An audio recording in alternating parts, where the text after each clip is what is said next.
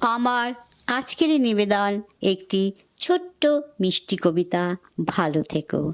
কবি হুমায়ুন আজাদ।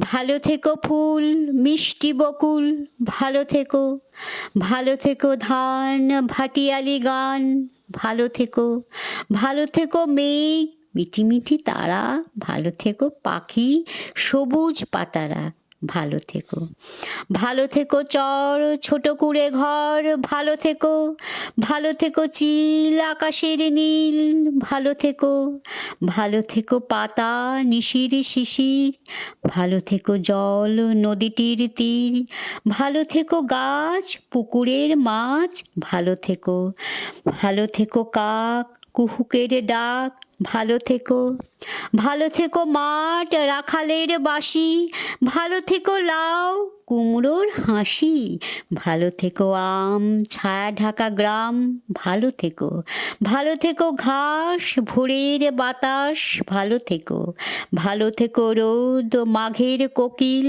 ভালো থেকো বক আড়িয়াল বিল, ভালো থেকো নাও মধুমতি গাঁও, ভালো থেকো, ভালো থেকো মেলা লাল ছেলে বেলা, ভালো থেকো, ভালো থেকো, ভালো থেকো, ভালো থেকো।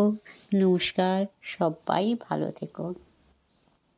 কবি হুমায়ুন আজাদ সম্পর্কে বলতে পারি, তার জন্ম 28শে এপ্রিল 1947 সালে অধুনা বাংলাদেশের মুন্সিগঞ্জে।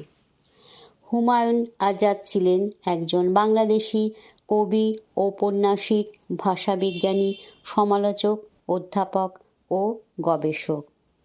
তিনি প্রধানত প্রতাপ বিরোধী এবং বহুমাত্রিক লেখক ছিলেন। তার চলে যাওয়ার দিনটি ছিল 12ই অগাস্ট। স্থান ছিল জার্মানির মিউনিখ শহর।